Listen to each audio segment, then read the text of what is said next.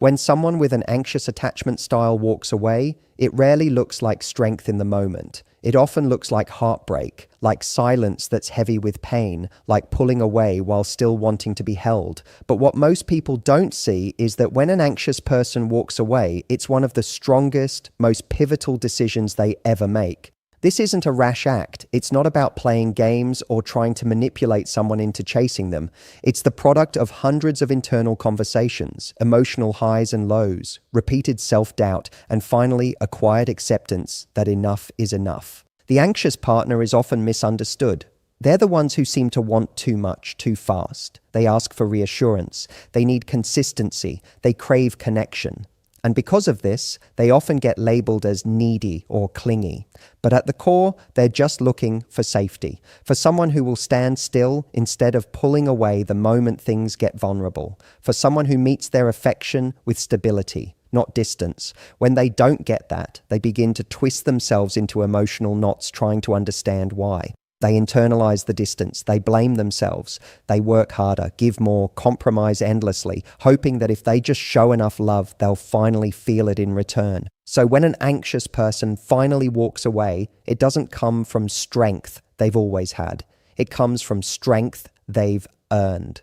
It comes from exhaustion, from one too many nights staring at a phone that didn't ring, from second-guessing their worth in the presence of someone emotionally unavailable. It comes from realizing that no amount of emotional chasing will ever fix what someone else isn't ready to give. It comes from grieving a connection that was always just out of reach and accepting that staying is costing more of their peace than leaving ever will. This moment of walking away isn't sudden. It's a slow, painful build. First, they notice the pattern: hot and cold behavior, deep talks followed by silence, moments of connection followed by withdrawal. Then comes the self-questioning. Maybe I'm overreacting. Maybe I just need to be more patient. Maybe they really do care, they're just scared. They rationalize the inconsistency. They make excuses for the distance. They hold on, sometimes for months or years, to the hope that things will shift if they just love harder. Eventually, though, the emotional cost becomes too high.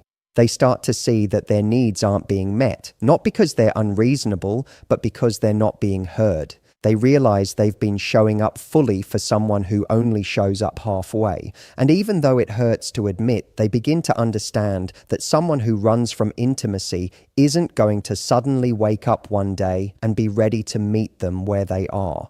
The breaking point isn't loud, it's quiet. It's the decision to stop fighting for crumbs, to stop shrinking themselves to be more digestible, to stop apologizing for needing closeness in a world that keeps telling them to be cool and casual. It's the moment they reclaim their voice and say, I deserve more than this. I deserve to feel secure. I deserve someone who doesn't make me doubt how they feel every other day. And that's where the shift begins. Because the anxious person who was once so wrapped up in trying to hold the relationship together finally starts to redirect their energy inward. Instead of obsessing over every text, every signal, every withdrawal, they begin to focus on their own healing. They begin to create space for peace, not chaos. They stop chasing someone else's love and start discovering their own. And although they might still feel the sting of walking away, deep down they know they're doing the bravest thing they've ever done, choosing themselves in a situation that kept asking them to abandon who they are. The power of the anxious person walking away is not just in the act itself, but in the realization that they no longer need to be chosen by someone who couldn't see their worth. It's in understanding that their love isn't the problem. It's their habit of giving it to people who aren't emotionally available enough to receive it. They come to see that their sensitivity, their depth, their desire for connection, those things aren't flaws. They're gifts. But they need to be shared with someone who sees them that way too. So when they walk away, it's not weakness, it's not drama, it's a declaration, a quiet, painful, necessary declaration that they are finally done trying to convince someone to love them back. The avoidant partner often moves through relationships with a kind of emotional detachment that can feel confusing and even hurtful to someone who craves intimacy.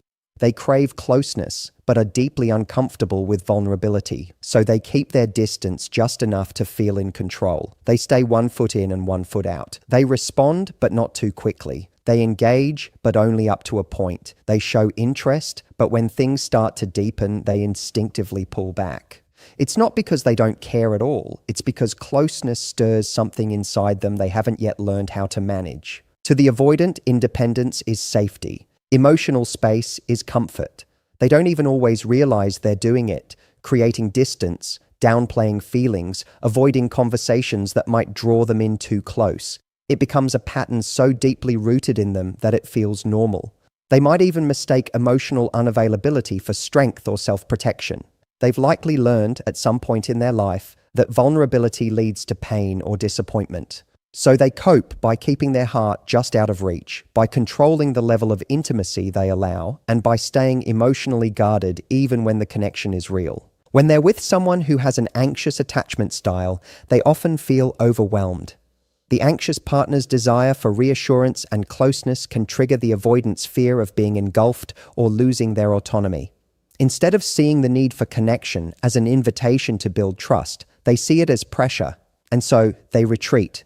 They pull away, give vague answers, create ambiguity. They don't necessarily intend to hurt the other person, they're just reacting to their own discomfort. And while they might enjoy the connection in moments of ease, they disappear emotionally when things become emotionally intense. Over time, the anxious partner begins to notice the pattern. They feel confused, hurt, and increasingly insecure. They give more, ask for less, try harder to be low maintenance. They try to keep the avoidant engaged by proving they're worth staying for. But the more they try, the more the avoidant retreats. It becomes a cycle where one person is constantly reaching out while the other is pulling away. And the avoidant, consciously or not, starts to take the anxious person's presence for granted. They believe they can stay distant and still be wanted. They believe they can avoid depth and still be pursued. But then something shifts. The anxious partner, after weeks or months or years of holding on, finally lets go. They stop texting. They stop checking in. They stop waiting for the avoidant to open up. And this silence, this lack of pursuit, is something the avoidant never prepared for. It's the one thing that breaks through their emotional armor because they had always counted on the other person being there, waiting, forgiving, understanding. The absence of that pursuit feels disorienting. It unsettles them in a way nothing else has. At first, they may not even recognize what's happening. They might tell themselves the space feels good, that things were getting too heavy anyway. They might enjoy the quiet, mistaking it for freedom, but slowly that silence starts to echo. The messages stop, the invitations stop, the warmth, the care, the consistent emotional presence. They all disappear. And in that space, the avoidant is left alone with something they've tried hard to avoid, the weight of their own feelings. The person who always made them feel wanted is no longer around to soften the edges of their detachment. Now, without the anxious partner filling in the gaps, they begin to feel the emptiness they've been avoiding. They start replaying memories, wondering if they pushed too hard, pulled away too much, gave too little. They begin to feel regret, but it's not the dramatic kind. It's quiet and unsettling. It lives in the moments when they instinctively reach for their phone and remember there's no one reaching out anymore. It creeps in during the day when they remember how safe it once felt to be wanted, even when they couldn't fully return it.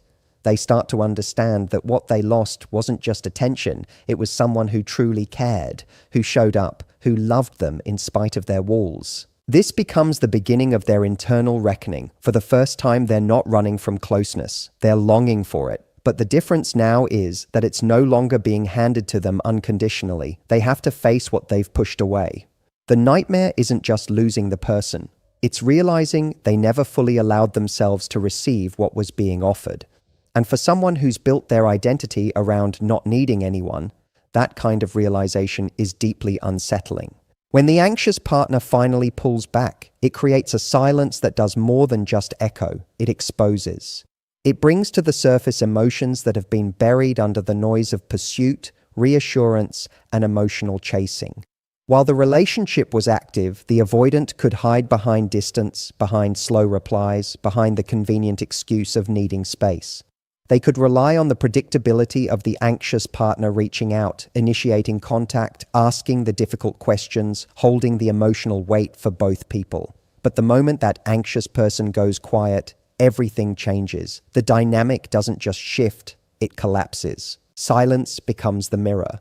The absence of a message becomes more noticeable than the presence of one ever was.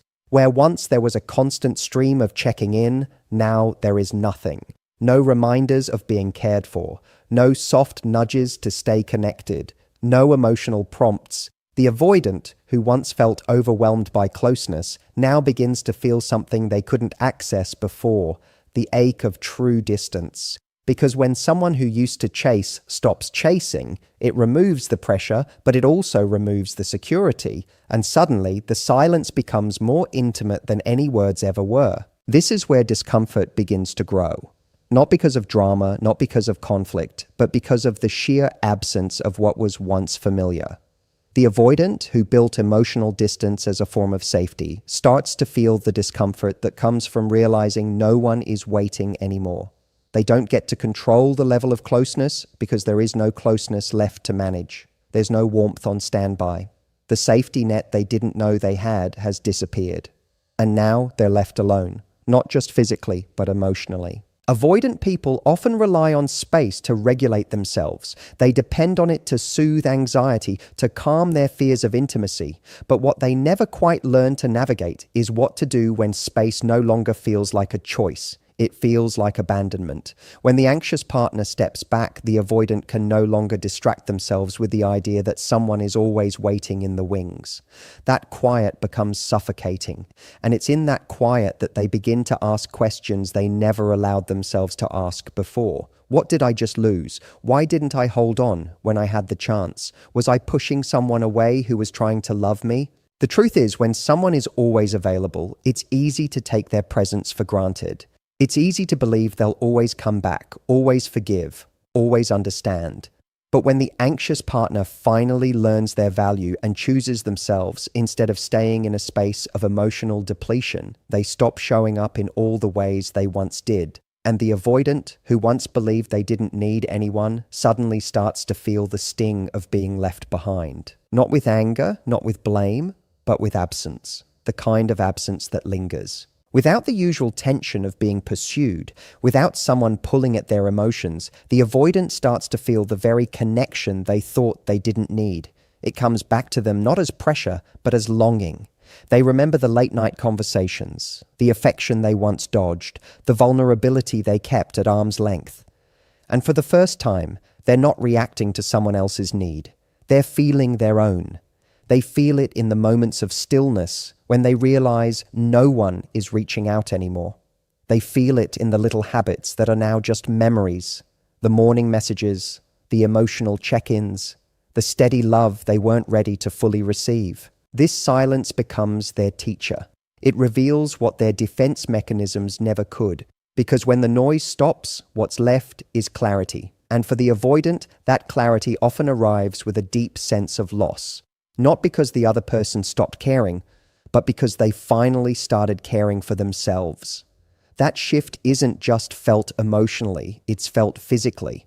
The absence becomes a weight, the stillness becomes a reckoning, and it's in this space where the anxious partner is no longer present that the avoidant is finally confronted by the emotional consequences of their own behavior. They start to understand that emotional safety was always being offered. It just made them uncomfortable. That affection wasn't pressure, it was connection. That what they interpreted as too much was actually someone trying to build something real with them. And now, with nothing left but silence, they're finally in a position where avoidance no longer works, because there's nothing left to avoid, only the truth they never wanted to face. When the anxious partner finally walks away and begins to focus on themselves, a quiet transformation starts to unfold. What once felt like a loss of control for them begins to feel like a reclaiming of power.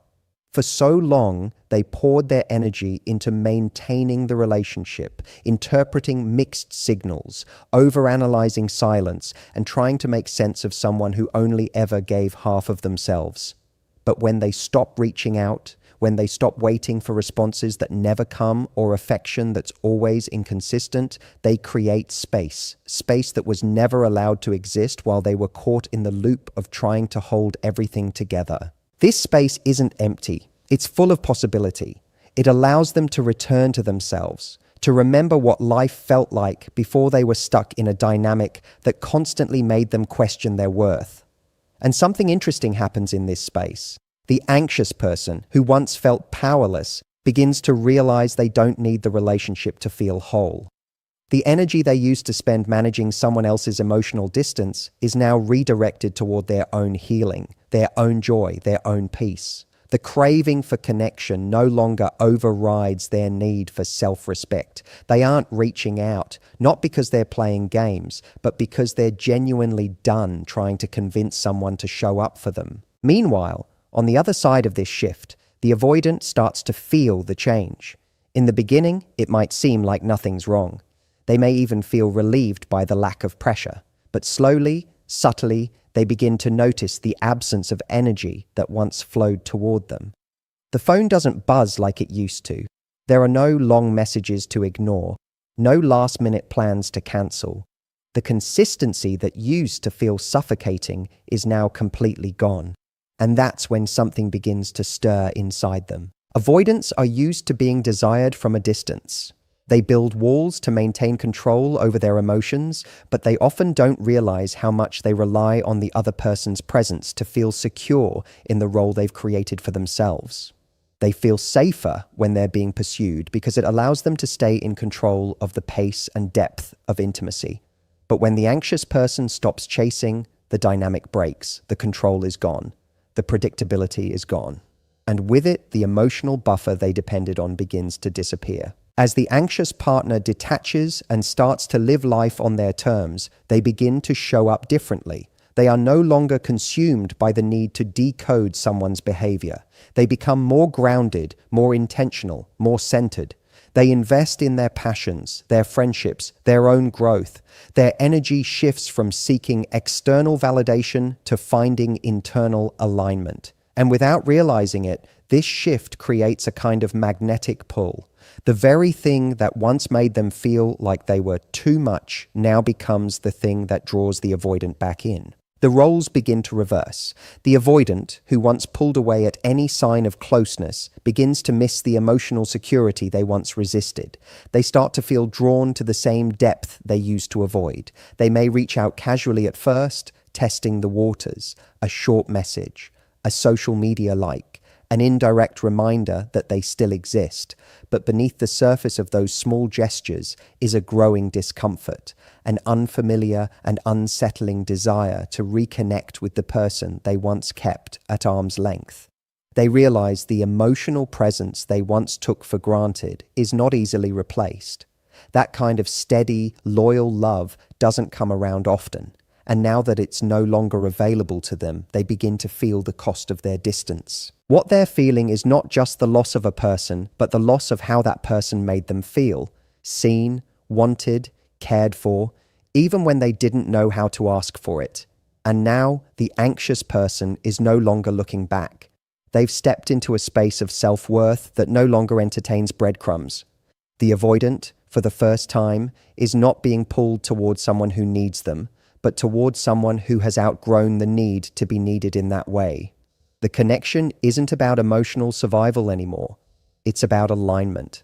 And in that shift, everything they once ran from now starts to look like something worth chasing. There comes a point when the dynamic between the anxious and the avoidant reaches a complete reversal. Not because either person set out to make it happen, but because the emotional energy that once defined the relationship has completely shifted. The anxious partner, once so wrapped up in the cycle of overgiving and overthinking, begins to evolve. And as they evolve, the very behaviors that once made them feel small or desperate are replaced by calm, self-awareness, and boundaries. What used to be emotional chasing turns into stillness. What used to be fear of abandonment turns into an understanding that not every loss is a tragedy. Sometimes it's a redirection to something healthier. This shift is quiet but powerful. The anxious partner stops waiting for validation from someone who never knew how to provide it. They stop hoping that one more conversation will fix what has always been out of alignment. They begin to see that their worth is not measured by how hard they try to hold on to someone who doesn't want to be held.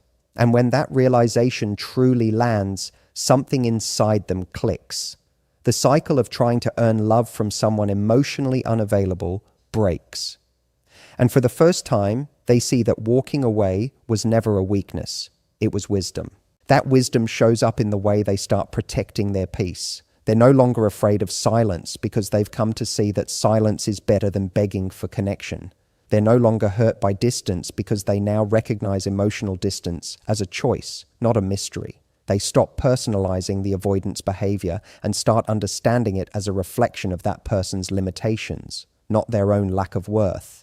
And in doing so, they free themselves from a narrative that told them they had to prove their value to be loved. The avoidant begins to feel this shift long before they understand it. They feel it in the lack of pressure. They feel it in the way the anxious partner no longer reacts emotionally to their withdrawal. They feel it in the space that's been created. Not the kind of space they used to crave, but the kind of space that now feels like disconnection. And this time, that disconnection isn't coming from the anxious partner needing too much. It's coming from the anxious partner no longer needing them at all. For someone used to emotional distance being on their terms, this is deeply unsettling. Because what they now see is a person who is no longer emotionally tethered to them. Someone who no longer flinches when they pull away. Someone who no longer reaches out to ask where they stand. The anxious partner has become emotionally self-sufficient, and in doing so, they've disrupted the dynamic entirely. The avoidant no longer holds the power they once did, and what used to feel safe, being emotionally aloof, now starts to feel like loneliness. As the anxious partner grows into this newfound self-assurance, they start attracting different kinds of relationships, ones where their emotional availability is matched. They start to understand what it means to be met at the same level. They no longer settle for confusion, for inconsistency, for emotional crumbs. Their standard rises, not out of bitterness, but out of clarity. And when they look back at the dynamic they used to be in, they don't see a person they lost. They see a lesson they finally learned. On the other side, the avoidant is left with the weight of their choices. They remember the comfort of being desired without having to give much back. They remember the way the anxious partner showed up with their whole heart, even when it wasn't being fully received. They remember the loyalty, the patience, the care, and they begin to feel the cost of their emotional distance, not just in the loss of a relationship, but in the realization that someone once saw them deeply and they couldn't see that person back, not because they didn't care, but because they weren't ready. What was once dismissed as neediness now starts to look like emotional courage. What was once overwhelming now looks like rare vulnerability.